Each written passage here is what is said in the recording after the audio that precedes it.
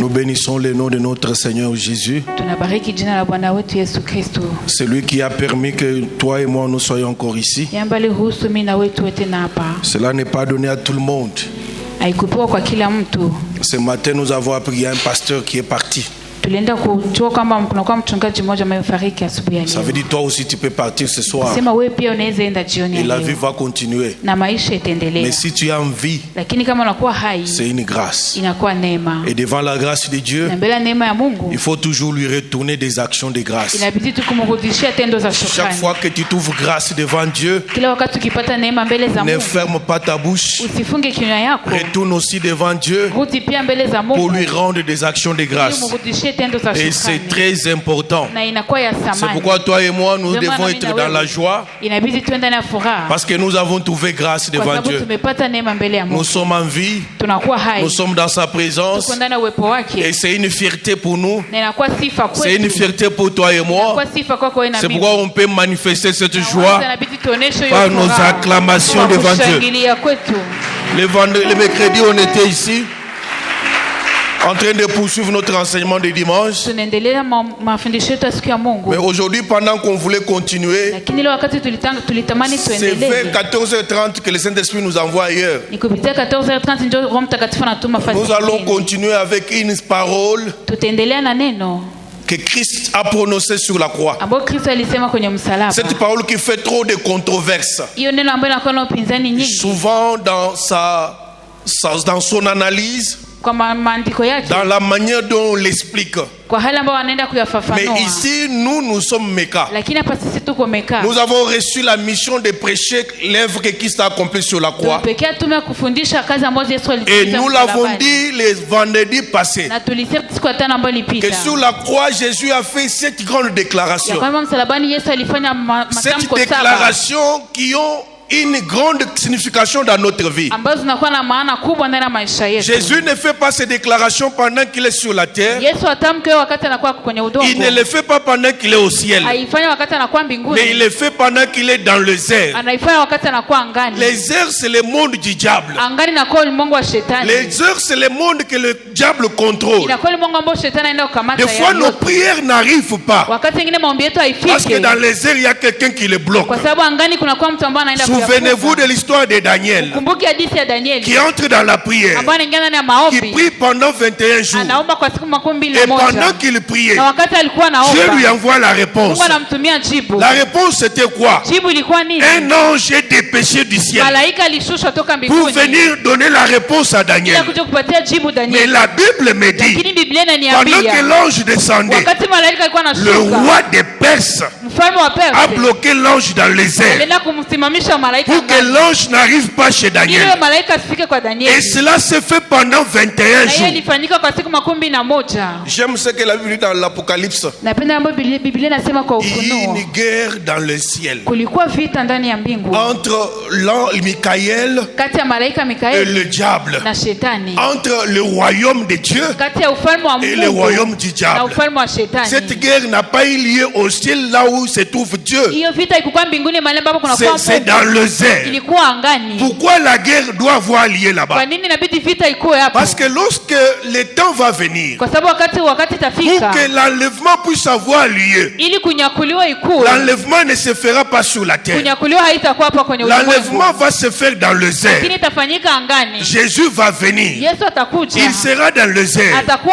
Et les morts en Christ vont ressusciter. Et ceux qui seront en vie seront transformés. Ils vont aller à l'encontre de leur maître. Ils vont aller à l'encontre de l'époux. Il sera dans le zèle. Mais l'époux ne peut pas descendre dans le zèle tant que le diable occupe les airs. Qu'est-ce qui va se passer? Il faut que Michael descende d'abord pour déloger celui qui occupe les airs. Lorsque lui est délogé, il descend sur terre. Et pendant ce temps, l'église monte pour rencontrer l'agneau, pour rencontrer l'époux. C'est pourquoi la Bible dit, désormais, Malheur à la terre et aux habitants de la terre.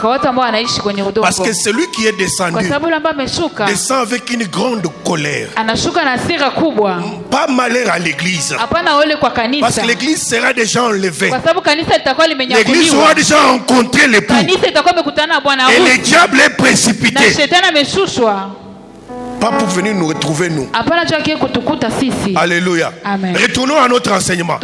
La Bible dit Jésus est sur la croix. Il est entre les deux brigands. Et sur la croix, Jésus doit accomplir la mission. La mission sublime. La mission qu'il a reçue de son Père. Celle de racheter l'humanité. Celle de mettre le diable KO. Il est sur la croix.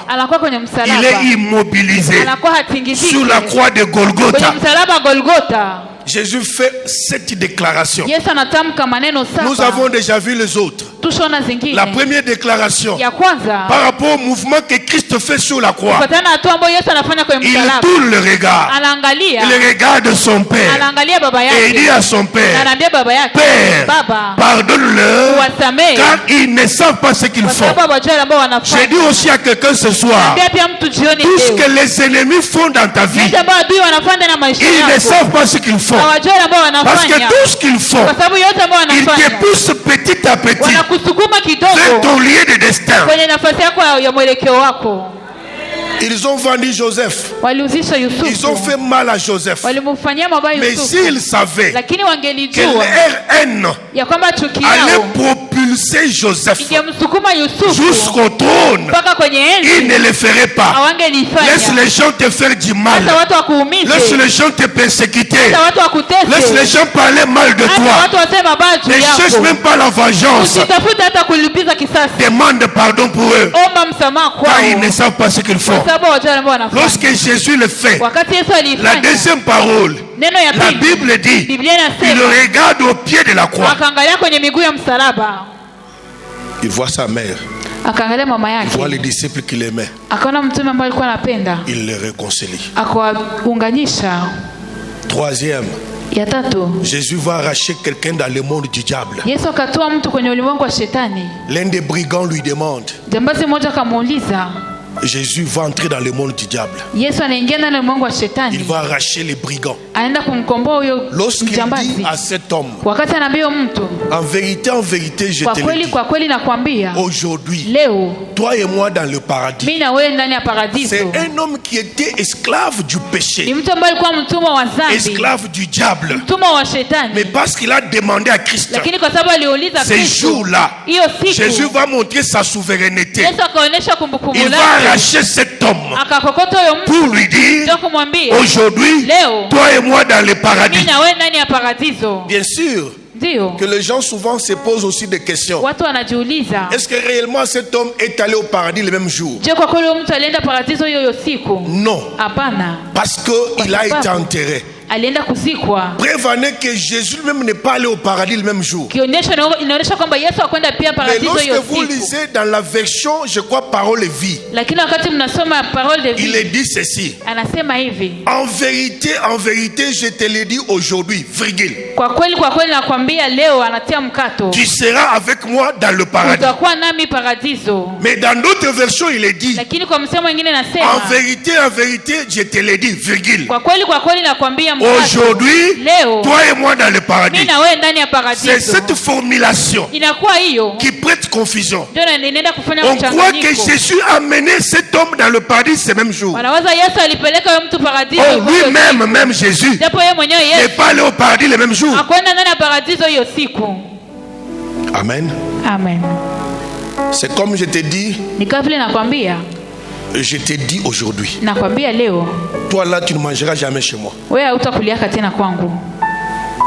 C'est différent de dire, je te l'ai dit, aujourd'hui tu ne mangeras pas chez moi.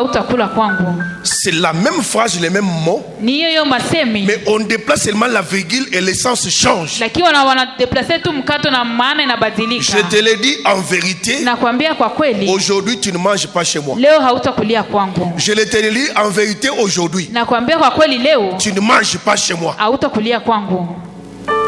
c'est la même phrase, les mêmes mots, mais les sens différents. Ce n'est pas notre problème aujourd'hui. Et ici, nous sommes dans Jean, au chapitre 19, le verset 28. Nous avons sauté déjà la 4e parole que vous connaissez. Mon Dieu, pourquoi m'as-tu abandonné? Vous connaissez ça. Je ne vais pas retourner sur ces paroles. Aujourd'hui, Dieu nous a envoyés à la 5e. Que nous trouvons dans Jean 19, au verset 28. En réalité, entre le verset 27 et le verset 28, il y a eu un événement qui a eu lieu sur la croix. Il y a eu 3 heures. 3 heures de ténèbres. Des ténèbres sur toute la surface de la terre. Mais que Jean n'a pas repris. Jean n'a pas trouvé important. Et lorsque vous allez chez Luc, Luc a repris ce temps. La Bible dit de la 6e heure à la 9e heure, il y a eu des ténèbres sur toute la surface de la terre. Et pendant ce temps, Jésus est abandonné par son Père. Son Père l'abandonne. Jésus sent ses chagrins. Pourquoi? Parce qu'il portait sur lui le châtiment de l'humanité. Nous l'avons toujours interprété de plusieurs manières. Mais lorsqu'il finit, ici Jean va directement pour dire, Jésus dit, j'ai soif. Et quand il dit j'ai soif, le verset qui vient dit ceci: ils vont se précipiter pour prendre les vinaigres qu'ils vont mettre à sa bouche. Il faut faire la différence entre les vinaigres de Matthieu 27. Je crois le verset 38. Et les vinaigres qu'on lui donne ici. On parle de l'hysope, on met sur l'hysope et on le met à la bouche. Lorsque vous allez ici, les vinaigres étaient comme l'anesthésie. Quelqu'un qui souffrait beaucoup, il prend l'anesthésie, le vin, pour qu'il ne sente pas sa douleur. Et si nous allons dans une option où Jésus devait prendre le vinaigre, ça veut dire qu'il le prenait comme l'anesthésie, pour que la souffrance de la mort, qu'il ne la sente pas. Or, Jésus n'est pas venu pour éviter la souffrance. C'est pourquoi dans Matthieu 27, lorsqu'on lui propose le vinaigre, la Bible dit, Jésus ayant goûté, refusa de boire. Pourquoi? Parce qu'il va comprendre, ici c'est le vin, c'est l'alcool. Si je prends l'alcool, je ne serai pas dans l'état normal pour sentir la douleur. La douleur va passer, je ne veux pas la sentir. Par ricochet, je ne prends pas l'alcool. Il n'a pas pris l'alcool à ce niveau-là. Mais ici, Jésus a fini. Il a fini presque son travail. C'est pourquoi il peut dire, Seigneur, j'ai soif. Qu'est-ce que cela veut dire? Allons dans les Écritures. Quand Jésus dit j'ai soif, cela veut dire quoi? On peut lire un autre verset. Psaume 42, le verset 2, rapidement. Psaume 42, le verset 2, nous lisons au nom de Jésus. Amen. Comme une biche soupire après des courants d'eau, ainsi mon âme soupire après toi, ô Dieu. Continue peut-être le verset 3, oui. Mon âme a soif de toi. Mon âme a soif de toi. Allez-y. Du Dieu vivant. Du Dieu vivant. Quand irai-je et paraîtrai-je devant la face de Dieu? Merci. Ici, c'est le psalmiste qui parle. Il dit mon âme a soif de toi. Mon âme a soif de Dieu. Du Dieu vivant. Quand irai-je et paraîtrai-je devant la face de Dieu? Avoir soif, c'est un désir fondamental, un désir inné. de l'être humain, les désirs qu'il peut avoir pour les divins, les désirs qu'il a pour son Dieu, les désirs qu'il a pour les sacrés, les désirs qu'il a pour l'absolu. La soif, c'est une métaphore qui désigne un besoin vital, un besoin intense, un besoin urgent. Ce passage exprime en réalité un profond désir, un besoin profond de l'absence de Dieu, surtout dans un moment de détresse. Quand quelqu'un a ses besoins, il peut dire j'ai soif. Jésus n'avait pas soif d'eau. Jésus ne cherchait pas à boire de l'eau. Mais Jésus avait un désir de revoir la face de son Père. Jésus avait un désir de rentrer encore en contact avec son Père. Parce que là, il est abandonné de Dieu. Dans la parole qui vient avant, nous voyons Jésus qui dit Eli, Eli, lama sabachthani. Il sent l'abandon de son Père. Et immédiatement après, il exprime un désir où il voulait voir la face de son Père. De même que la vie dépend de l'eau, notre vie aussi dépend de Dieu.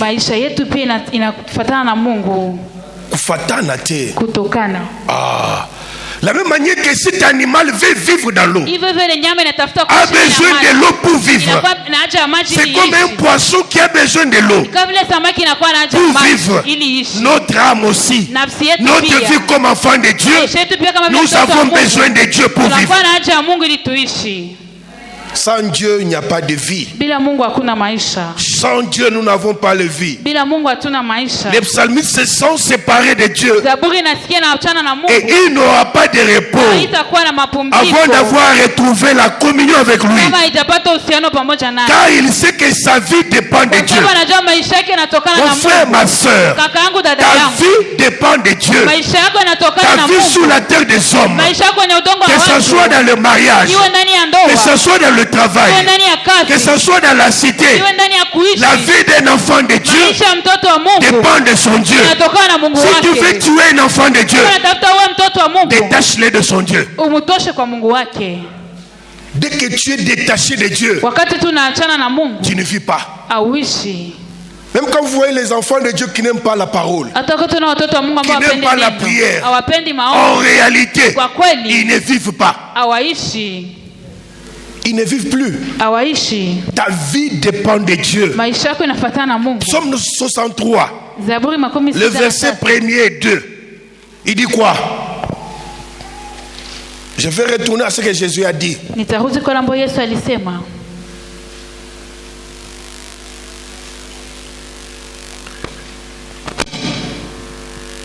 Psaume 63, le deuxième verset. Premier et deuxième carrément. 1 et 2. Psaume de David lorsqu'il était dans le désert de Juda. Oui. Ô Dieu, tu es mon Dieu, je te cherche. Mon âme a soif de toi, mon corps soupire après toi. Dans une terre aride, desséchée, sans eau. Amen. Est-ce qu'on peut applaudir pour la parole du Seigneur? Ici, il s'agit de David. Et nous sommes dans quel contexte? David probablement est en train de suivre son fils Absalom. Et là, il est dans une vallée. Là, il est dans un désert où il n'y a pas d'eau, où il sent qu'il est seul. Il est privé de tout le monde. Il est privé de l'absence de son Dieu. Tu es en train de fuir. Il est contraint de se cacher devant ses ennemis. Il va se sentir vraiment seul. Il aspire la présence de Dieu. Il aspire la présence d'un homme de confiance, apte à atténuer ses sentiments de solitude. Il décide maintenant d'adresser un cri, et ce cri n'est pas adressé à un homme. Mes chers amis, quand nous avons l'impression que nous sommes isolés, que nous vivons dans l'isolement, souvenons-nous de cette prière de David. Si tu te sens seul, comme David, tourne ton regard vers Dieu. Demande la présence de Dieu. Dès que Dieu est présent dans ta vie, tout revient normal. Mais lorsque Dieu t'abandonne, même pour une seconde, comme il a abandonné son fils sur la croix, tu ne vivras plus. La soif ici, ce n'est pas la soif de boire de l'eau. C'est la soif de revoir la face de Dieu. C'est la soif de ressentir la présence de Dieu. La soif de cette présence, le soutien et la protection de Dieu. Lorsque tu sens que Dieu n'est pas avec toi, lorsque tu sens l'absence du soutien de Dieu, lorsque tu sens l'absence du soutien de Dieu, tu peux aussi prier comme David. Où que tu sois, cherche la communion avec Dieu. Car il n'y a que lui seul qui peut combler tous les vides qui sont créés dans ton cœur. La question que j'ai toujours posée, Lazare souffrait de quoi? Lorsque nous lisons Jean chapitre 11, on nous parle de Lazare. Lazare est mort parce qu'il était malade. On envoie le message pour dire à Jésus que ton ami est malade. Il souffrait de quoi? Nous allons comprendre la maladie de Lazare quand? Lorsque Jésus arrive. Lorsque Jésus arrive, les sœurs de Lazare vont dire à Jésus, Seigneur, si tu étais ici, notre frère n'allait pas mourir. Il est mort de quoi? Des maladies. Ça veut dire c'est l'absence de Jésus qui est à la base de la mort de Lazare. Si Jésus était là, Lazare ne mourrait pas. Mon frère, ma soeur, je te dis, lorsque Jésus t'abandonne, lorsque Dieu t'abandonne, tu mourras. La mort peut être spirituelle, la mort peut être physique. Il y a des gens qui marchent et qui sont morts parce que Dieu n'est pas avec eux. L'absence de Dieu, c'est la mort. L'absence de Dieu n'existe pas. C'est pourquoi un homme doit avoir la soif. La soif, la présence de Dieu. Il faut désirer cette présence. Il faut désirer la communion avec Dieu. Jésus va sentir ça. Pendant tout ce temps qu'il fait sous la croix, comme il est devenu péché, il a porté le péché de l'humanité. Il sent l'abandon de Dieu. Il crie vers son père. Seigneur, j'ai soif. Maintenant mon âme a soif. Pas soif de manger, pas soif de boire. Parce que Jésus ne pouvait pas demander l'eau aux Romains. Jésus ne pouvait pas demander l'eau aux soldats qu'il injuriait tantôt. Il n'a demandé l'eau à personne. C'est lorsqu'il dit j'ai soif qu'eux vont comprendre. Comme il a dit j'ai soif, donc il a soif de boire. Mais au lieu de lui apporter à boire, ils vont lui apporter quoi? Alléluia. Amen. J'ai soif. Quelle est ta soif ce soir? Psaume 66. Le verset 21 au 22, il dit ceci. Ils mettent du fiel plutôt. Ils mettent du fiel dans ma nourriture. Autrement on dit, ils mettent du poison dans ma nourriture et pour apaiser ma soif, ils m'abreuvent de vinaigre. Alléluia. Amen. Pour apaiser ma soif, il m'apporte le vinaigre. En réalité, c'est parce que moi je cherche. Le monde va toujours te donner ce que tu ne désires pas. Le monde va te donner ce que ton cœur ne désire pas. Mais il n'y a que Dieu qui connaît le vrai désir de ton cœur. Peut-être pendant que tu cries, jour et nuit, le monde va te proposer des solutions. Mais ça sera des solutions inappropriées. Le monde te donnera des réponses inappropriées. Mais celui qui connaît ton besoin et le véritable, c'est Dieu lui-même. Jésus dit, ces gens mettent du poison dans ma nourriture. Et pour abréver, pour apaiser ma soif,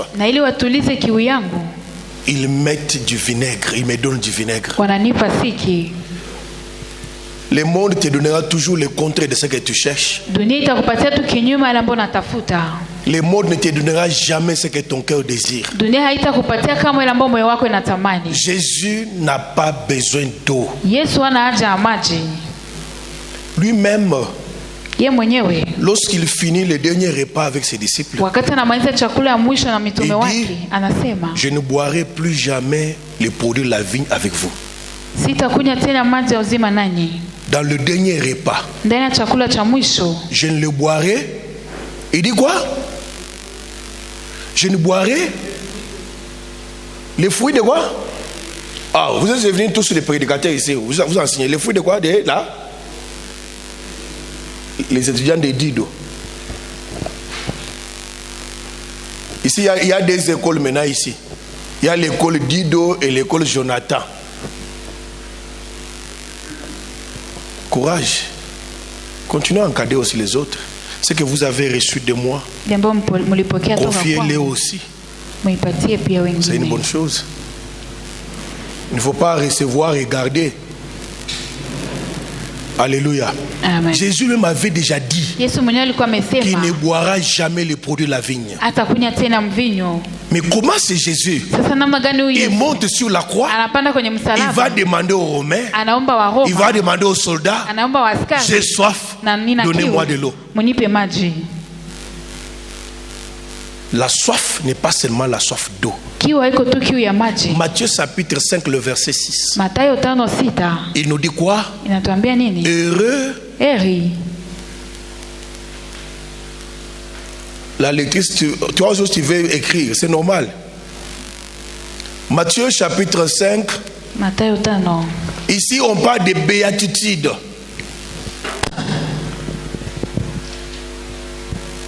Le verset 6 dit quoi? Heureux ceux qui ont faim et soif. Heureux ceux qui ont faim et soif de l'eau. De l'eau. La justice. Mais pourquoi quand on parle de soif, les gens voient seulement l'eau? Je suis en train de donner tous ces versets pour que vous puissiez comprendre le sens de ce que Jésus désire sur la croix. Il dit heureux ceux qui ont faim et soif de la justice. Et après ils feront quoi? Car ils seront rassasiés. Ils seront rassasiés. Rassasiés de quoi? Alléluia. Amen. Heureux ceux qui ont faim et soif. Mes chers amis, comme enfants de Dieu, nous devons avoir la faim, nous devons avoir la soif. Quelle faim, quelle soif? C'est la grande question. Comme des disciples de Christ. Tu dois avoir la faim, la soif de prier. La soif, la présence de Dieu. La prière, c'est la seule chose qui te met en communion avec Dieu. La prière te met en communion avec ton Dieu. Celui qui ne prie pas n'est pas en communion avec Dieu. Aujourd'hui, les chrétiens n'aiment pas prier. Mais tu as soif de quoi? Tu as faim de quoi? Les gens, lorsqu'on leur dit de prier, c'est devenu comme un dérangement. Tu as besoin de Dieu. On ne peut être en contact avec Dieu que par les dialogues que nous avons avec lui. Le seul moyen de parler avec Dieu, c'est par la prière. Et celui qui ne prie pas, il n'est pas avec Dieu. Et celui qui n'est pas avec Dieu, c'est un mort vivant. Amen. Amen. Vous ne voulez pas prier. Vous aimez beaucoup le monde. Vous aimez beaucoup les humains. Mais vous n'aimez pas la prière. Les gens n'aiment pas la prière. Quelle soif toi tu as? Seulement il faut manger le matin, manger à midi, manger le soir, manger tous les jours, boire tous les jours. Et quels sont les résultats que tu as? Ces corps, des fois il faut les priver. Et priver certains désirs pour s'attacher à Dieu. Il faut des fois priver ses corps. Quand on dit le vendredi, c'est un jour de jeûne et prière. Combien jeûnent ici? Combien jeûnent? Moi-même personnellement, j'avais une tentation. Parce qu'arrivé à 14 h, j'ai senti comme si l'estomac est venu s'arrêter ici. J'avais une tentation, je disais, j'avais déjà mis la table ici pour que je vienne m'asseoir. Alors j'ai dit à Odi, allez enlever votre table là. Je ne vais pas mourir, je vais toujours rester debout. Des fois quand on veut s'approcher de Dieu, les diables amplifient la souffrance. Des fois quand on veut s'approcher de Dieu, la souffrance s'augmente. Et si tu n'es pas attentif, tu abandonnes. Mais nous l'avons vu mercredi. Jésus dit, persévère dans la fidélité. Reste fidèle. Persévère. Persévère. Quel est le désir que tu dois avoir? Le désir de méditer la parole de Dieu. La soif de lire la parole tous les jours. Comment un chrétien que tu es, tu peux faire toute une semaine. Tu écoutes la parole qu'ici. De toi-même. Vous avez un téléphone. Mais télécharge, même par limite, télécharge même la Bible dans votre téléphone. Ayez même le temps chaque matin, même au lit, au lieu de te réveiller avec TikTok, tu te réveilles. Mes chers amis, le diable s'est bien organisé pour nous distraire. Ça, je voudrais que tu soulignes ça bien. Le diable a gagné le monde. Le diable a gagné les enfants de Dieu aujourd'hui. Toutes les conditions sont réunies pour que nous puissions nous éloigner de Dieu. Toutes les dispositions sont mises en place pour qu'on ne s'approche pas de Dieu. On se réveille le matin, on touche le téléphone, on est sur TikTok, on termine le TikTok, on entre dans WhatsApp, on termine WhatsApp, on entre dans Facebook, on termine Facebook, on a tout. Et tu peux te rendre compte que depuis que tu t'es réveillé, depuis 6 heures jusqu'à 10 heures, tu es seulement sur le téléphone. Et quand nous arrivons le soir, même les foyers sont disloqués. Les hommes et les femmes sont séparés dans le foyer. Aujourd'hui le soir, la maman sur le téléphone, les papas sur son téléphone, les enfants sur leur téléphone. Même quand vous entrez au salon, chacun ne s'occupe de personne. Et même quand on monte au lit, on monte au lit avec son téléphone. Et le TikTok, ça fait beau, hein? Les gens dansent, les gens parlent, les gens tu rigoles. J'ai vu quelqu'un dans mon bureau, lui-même sur le téléphone en train de sourire. Il sourit, il sourit. Pendant que moi je suis devant lui, il ne m'a pas fait sourire. Mais il sourit dans son téléphone avec des images qui ne parlent pas.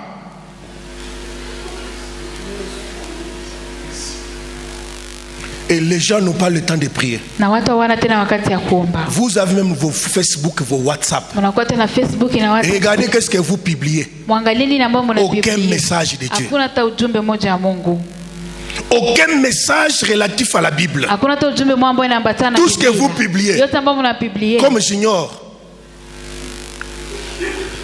Un garçon qui a beaucoup d'argent sans amour, il est zéro. Voilà ce genre de message que ce monsieur met sur son statut tous les jours.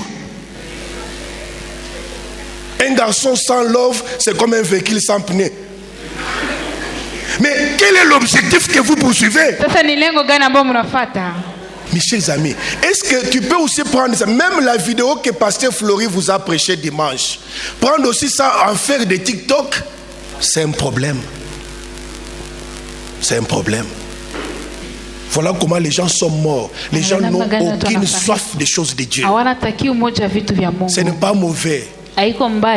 Tout ce que vous avez, ce n'est pas mauvais. Mais il faut savoir capitaliser ce qui est bon pour Dieu. Il faut savoir dire, j'ai fait ça pour mon corps, mais je peux aussi faire ça pour Dieu.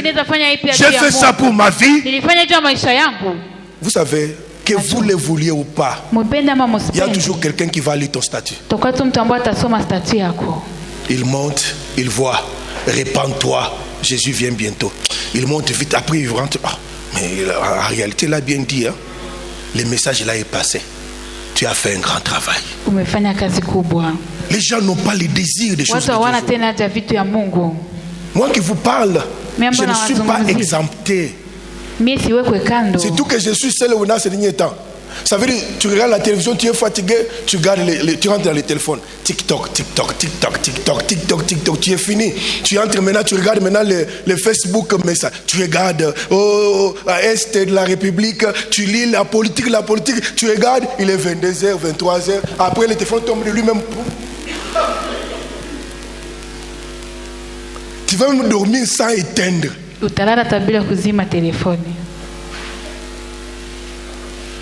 Si tu as la femme qui te dit à côté, tu vois ton téléphone est tombé, le téléphone est tombé. Mes chers amis, dans ce timing-là, développons la soif de Dieu. Ayons la soif d'écouter la parole. Aujourd'hui, personne ne peut dire qu'il n'écoute pas la parole. L'évangile est prêché sur Facebook, sur WhatsApp. L'évangile est prêché partout. À la télévision, il est prêché. Tout est mis aussi en œuvre pour que l'évangile t'arrive. Mais les gens prennent toujours ceux qui font rire. Mais ce qui est sérieux, quand vous entrez même sur TikTok, quand vous entrez sur Facebook, tout ce qui est relatif au message de Dieu, il n'y a pas de commentaires. Il n'y a pas de j'aime. Tout ce qui est message de la parole. Même les TikTok qui prêchent l'évangile, les gens peuvent voir mais ne disent rien. Mais mettez seulement là Honorine.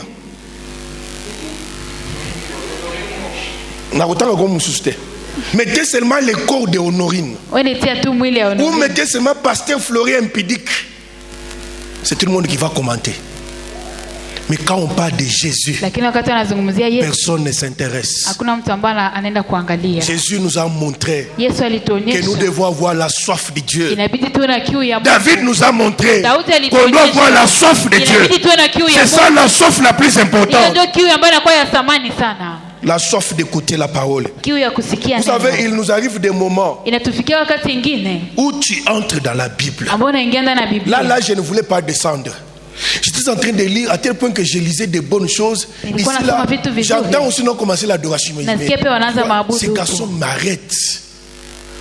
Si tu es un amoureux de la parole et tu entres dans la méditation de la parole, à un certain moment tu vas oublier ce téléphone. Tu verras que la parole de Dieu est séquillante. La parole de Dieu est séquillante. La parole de Dieu est bonne. Et quand tu tombes sur des bonnes révélations, tu as envie de continuer de lire. J'ai préparé la suite de nos enseignements de mercredi. Je suis arrivé à l'église de Pergame. Pergame. Maintenant là on parle des œuvres de Nicolaïtes. Je suis allé maintenant en nombre pour voir réellement qu'est-ce que Balaam avait fait. Pendant 3 fois, il reçoit des sollicitations pour maudire. Et toutes les 3 fois, lui bénit au lieu de maudire. Tellement que c'était beau. J'ai dit, je ne vais même pas utiliser le téléphone. Est-ce que vous avez aussi cette soif de découvrir les vérités dans la parole de Dieu? Les gens ont des Bibles qui ne lisent pas. D'abord, tu as une Bible. Une Bible doit être sale comme ça. Elle est déjà devenue sale, oui. Tu as une Bible qui est propre depuis que tu l'as achetée. Donc tu ne la lis pas. Une Bible qui est propre comme celle de janvier.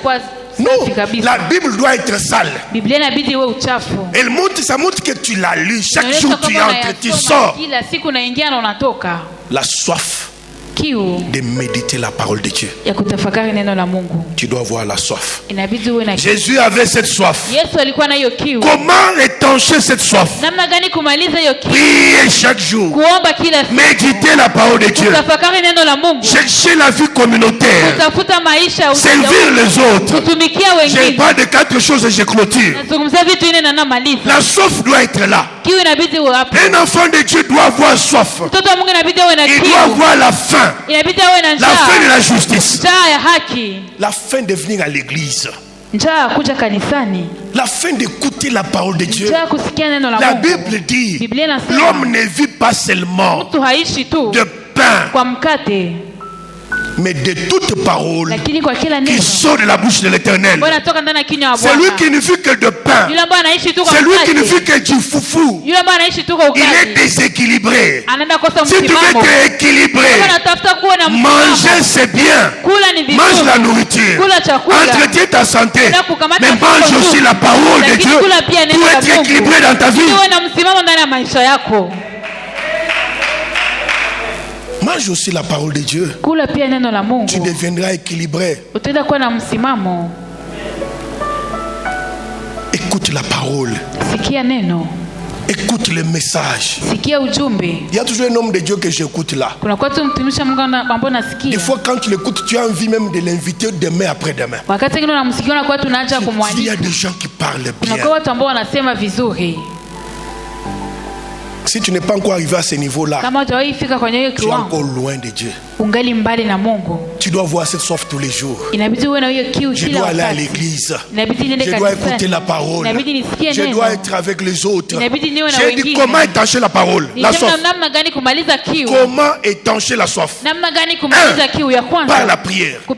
Sois un homme et une femme qui prient beaucoup. Acceptez que je dise beaucoup. Mais en réalité, on ne prie pas beaucoup. Mais prie seulement. Parce que quand on dit beaucoup, on ne sait pas comment on va déterminer les beaucoup. La Bible ne dit pas prier beaucoup. La Bible dit prier sans cesse. Prier. Plus tu pries, vous savez, si c'est un homme ou une femme, plus tu le désires à tout moment, plus tu montres que tu as soif. Tu as faim de lui. N'est-ce pas? Mais ta soif de Dieu se manifeste comment? Tu veux boire la bière, tous les jours il faut la chercher pour boire. Mais sauf que tu as aussi soif de Dieu. Qu'est-ce qu'il faut faire? Il faut garder la communion avec lui. Nous avons dit la fois passée ici que la prière, c'est même la disposition d'un cœur qui communie avec Dieu. Ça veut dire même dans ton cœur, intérieurement, tu es en contact avec Dieu. Tu prépares chez toi. Mais tu es en train de prier. Tu prépares, tu pries. Tu fais la lessive, tu pries. La prière n'est pas seulement il faut s'arrêter que le monde le voie que tu pries. Deuxième des choses, il faut méditer la parole de Dieu régulièrement. Donne-toi un calendrier personnel. Tu peux dire chaque jour. Comme je ne travaille pas, lorsqu'on termine seulement la prière matinale, pendant les 30 minutes qui suivent, je vais lire un chapitre de la Bible. Je vais méditer un verset de la Bible. Si tu t'occupes des enfants, on finit la prière, occupe-toi des enfants et tu les libères. Après tu retournes dans ta maison. Avant de commencer les travaux ménagers, tu te concentres. Tu prends la parole, tu médites, même pendant 30 minutes. Après, tu as un message du jour. Tu peux vaguer à tes occupations. Et le soir, avant aussi la prière, tu peux prendre 20h30. Tu ouvres ta Bible, tu prends un verset, tu le médites toi-même, jusqu'à ce que la prière de 21 va te trouver. Fais de ça une vie. Dieu ne sera pas loin de toi. Troisième des choses, la vie communautaire. Mes chers amis, on ne peut pas manifester la soif de Dieu en vivant la solitude. Pour manifester cette soif, il faut toujours vivre dans une vie communautaire comme nous sommes là. Il y a des combats que tu ne gagneras pas seul. Il y a des combats que tu gagneras que dans la communauté. Il n'y a aucun soldat qui peut être seul fort ou qui peut être fort seul. Il est toujours accompagné de ses amis. Il y a des gens qui n'aiment pas vivre dans la communauté. Ça veut dire ils ne veulent pas vivre avec les autres. Des problématiques. Il faut toujours être à l'église. C'est ça la vie communautaire. On peut te contaminer par la chaleur de l'autre. Et quatrième chose, c'est servir les autres. Écoutez, pendant que toi tu as soif de Dieu, Dieu aussi a soif de toi. Je répète, pendant que tu cherches Dieu, Dieu aussi te cherche. Or, Dieu on ne le voit pas, mais on voit Dieu que par son prochain. Tu ne peux pas prétendre aimer Dieu que tu ne vois pas en haïssant un homme que tu vois. La seule chose de montrer que tu sers Dieu, c'est de servir ton voisin, c'est de servir ton prochain, c'est en faisant du bien à ton prochain. Celui qui ne fait pas du bien à son prochain, il ne fera pas du bien à Dieu. Comment tu peux prétendre aimer Dieu que tu ne vois pas en haïssant l'homme que tu vois? Comment tu peux prétendre faire du bien à un Dieu que tu ne vois pas en faisant du mal à l'homme que tu vois? Dieu est caché dans cet homme. En servant cet homme, en faisant du bien à cet homme, c'est à Dieu que tu fais du bien. C'est ça. Plus tu les développes, plus tu manifestes la soif. La soif de Dieu. Tu es en train d'étancher cette soif en servant les autres. Les gens n'ont pas soif de Dieu aujourd'hui. Nous avons une classe de fidèles, de chrétiens aujourd'hui qui n'ont aucune manifestation de désir profond de Dieu, qui n'ont aucune soif de se connecter à Dieu, qui n'ont aucune soif de se connecter à l'origine de leur vie. Dieu est l'origine de ta vie. Tu dois avoir cette soif et te connecter à cette origine.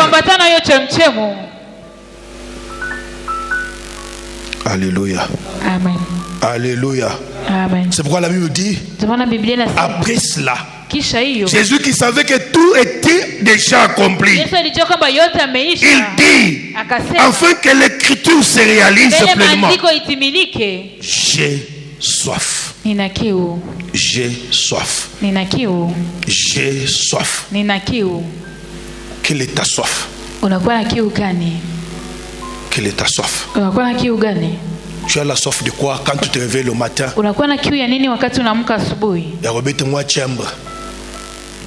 Il y a des chrétiens jusqu'aujourd'hui qui ont toujours les nostalgies de leur vie passée. Malgré qu'il a reçu Christ, mais il a toujours une soif. Un zizina.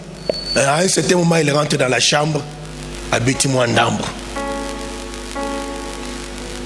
J'étais chez quelqu'un dimanche. On a trouvé les amarous là dans son armoire. Je lui ai dit, est-ce que tu peux nous donner ça? Il dit, papa, toi tu ne prends pas ça. Mais moi je ne peux pas ça. Mais pourquoi toi tu as mis ça? C'est pour prendre quoi? Oh, c'est pour les visiteurs. Toi tu es ici pour enivrer les visiteurs. Individu. Comment la Bible dit, ne fais à ton prochain ce que tu veux qu'on fasse de toi. Toi là, tu n'aimes pas qu'on te donne l'alcool. Mais tu achètes l'alcool chez toi pour donner aux gens.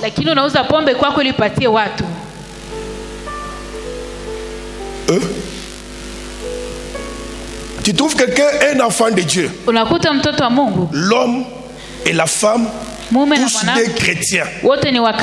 Ils se marient. Ils organisent une fête. Et dans leur fête, il y a l'alcool à gogo. Et quand vous posez la question, ils vont vous dire, les oncles, les papas, les qui, et boivent. Mais qu'ils organisent leur fête pour aller boire, non? Ça c'est ma fête. Si vous m'aimez, si vous m'honorez, dans ma fête il n'y a pas d'alcool.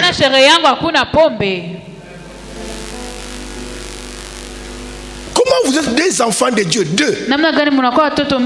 Vous vous mariez. Après on trouve l'alcool. Des fois vous nous mettez, nous là, nous venons sur des tables où il y a l'alcool. Parce que c'est ton père qui est là-bas, sous l'art. Est-ce que c'est seulement ce jour-là qu'il va étancher sa soif? Il ne peut pas aller satisfaire ses besoins après. Tu es un enfant de Dieu. N'accepte pas de compromission. N'accepte pas de mélange même dans ta maison. Tu es un enfant de Dieu. N'accepte pas de compromission. Tu es chrétien. Il faut que ta famille connaisse que tu es chrétien. J'étais à Kinshasa. Lorsque notre petit frère est mort, je vois maintenant toutes mes soeurs, ceux qui viennent après. Ils me disent, Yaya, c'est toi pasteur. Comment l'amour peut entrer dans notre famille? On vient de perdre 2 personnes. Parle à ton Dieu. Parle à ton Dieu. On ne sait pas le prochain tour c'est qui. Il faut que tu partes. Tu vas partir, non? Comme vous avez reconnu que je suis pasteur, c'est très bien, je vais prier. Il faut qu'on reconnaisse que tu es serviteur de Dieu. Tu ne peux pas être pasteur de Meka, mais dans ta famille, on ne te reconnaît pas pasteur. Votre identité doit être connue de tout le monde. Votre vie chrétienne doit être connue de tout le monde. Il faut que tout le monde se dise. Lorsqu'on arrive chez Antoine, vouloir ou pas, il ne peut jamais t'acheter la bière. Lui, dans sa maison, c'est la prière le matin, la prière le soir. Moi, je ne saurais pas vivre chez lui. Comment tous les sorciers de la famille sont à l'aise de venir rester chez toi? Tous les sorciers de ta famille sont à l'aise quand ils viennent rester chez toi. Réellement, tu n'es plus personne. On avait une sorcière ici. Chaque fois quand on venait à l'église, si on les voit très à l'aise, nous à la maison on n'était pas contents. Quand on rentre là, on parle avec madame. Comment aujourd'hui il était content comme ça? Aujourd'hui il était à l'aise. On est content lorsqu'on vient à l'église. On est tout facile. C'est pourquoi Keba na bateau parce trop timide. C'est dans la présence de Dieu où tu dois être content. Ça veut dire ces jours-là, vous avez beaucoup prié, il y a le feu, ainsi de suite. Il vient là, il est mécontent. Quand il est long, il est PMF. Il ne jamais à l'aise. Quand tu as une sorcière, ne les chasse pas. Quand tu as une sorcière dans ta maison, je ne t'enseigne pas de les chasser. Je ne te dis pas d'aller chasser les sorciers de ta famille. Je ne te dis pas d'aller chasser les sorciers de ton voisin. Toi, allume seulement la prière chez toi. Prie le matin, prie le soir. Entretiens la vie de prière. Les sorciers seront mal à l'aise lui-même. La Bible ne nous dit pas d'haïr ces gens. Prions. Prions seulement. Fin de fin. Lui-même va te dire, paie-moi les billets. Je rentre au village. Pourquoi? Moi je ne vais plus étudier ici. Mais on a déjà payé les minervales. Moi je n'étudie pas. À ton intérieur, tu sais déjà le travail est fait. Je fais semblant de refuser. En réalité, lorsque je vois que tu veux changer de position, moi-même je te précipite.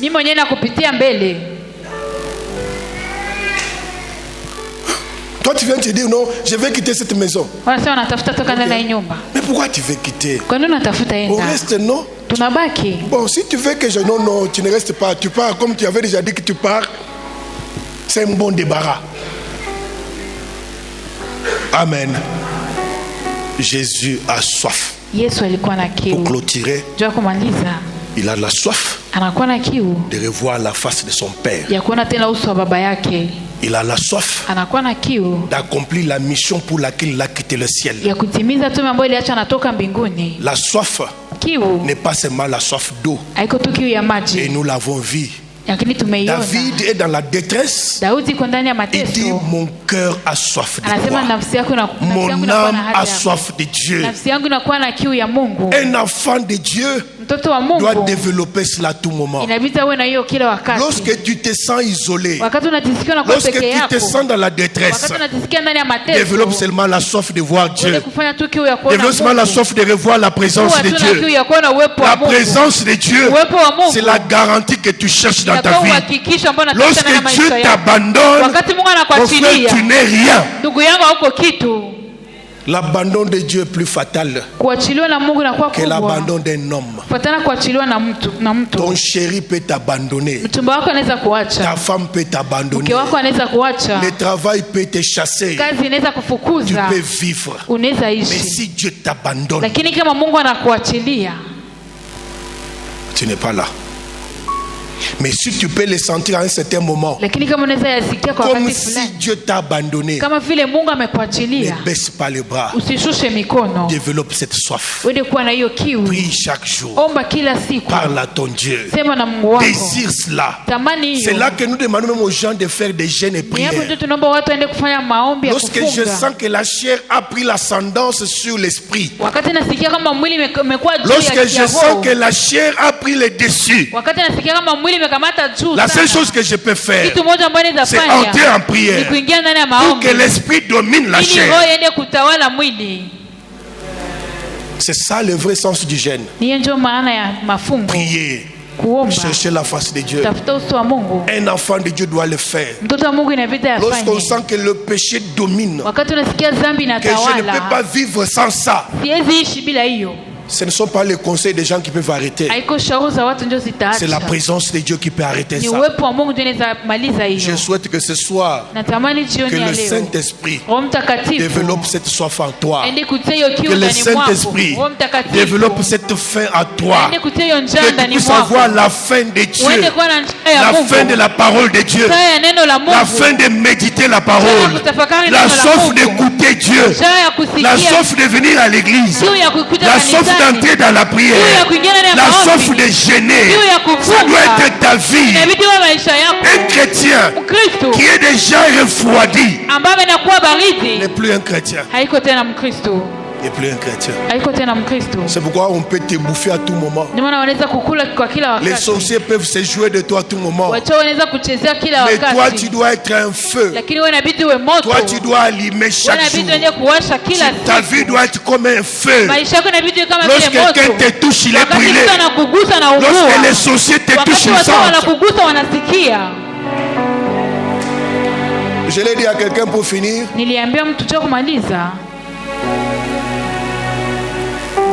Paul arrive. Il trouve que les gens sont autour du feu. Ils ont froid. Ils profitent de la chaleur. Paul aussi va s'asseoir comme tout le monde. Mais comme le feu de brousse ou le feu de paille, en réalité, il s'éteint, il faut toujours ajouter la brousse. Il faut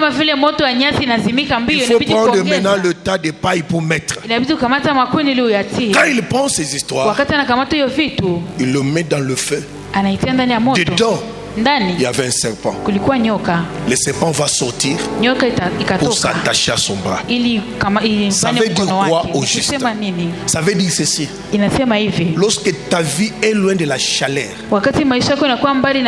le serpent est à l'aise en restant là. Un enfant de Dieu qui n'est pas dans la chaleur spirituelle, les démons sont à l'aise dans son corps même. Ça veut dire tel que tu es là, tu peux loger des démons dans ton corps, dans certains domaines de ta vie, parce que tu ne pries pas. Mais les jours où tu vas t'approcher du feu, le feu de la prière, tu vas te rendre compte. Il faut faire attention. Quand les brousses sont en dehors du feu, le serpent ne se manifeste pas. Mais quand on amène ça dans le feu, il se manifeste. Pas pour fuir, mais pour s'attacher à celui qui était à côté du feu. Ça veut dire, lorsque tu commences à entrer en profondeur, en cherchant Dieu, en priant, tous les démons de ta vie peuvent se manifester. Mais sur ton corps, pas en dehors de ton corps. C'est lorsque tu as commencé à prier qu'on travaille, on te chasse. Lorsque tu as commencé à prier que beaucoup de maladies se manifestent. Et tu cries de croire. Mais lorsque j'étais en dehors du feu, le serpent n'était pas à mon bas. Mais depuis que je me suis approché du feu, voilà, le serpent est arrivé. Donc, je m'éloigne du feu pour que le serpent ne vienne pas. Une bêtise. Je parle à quelqu'un. Je suis très simple pour que tu m'écoutes. Il y a beaucoup de chrétiens qui ont fait marche arrière parce qu'ils disent ceci. Quand je ne priais pas, ça marchait.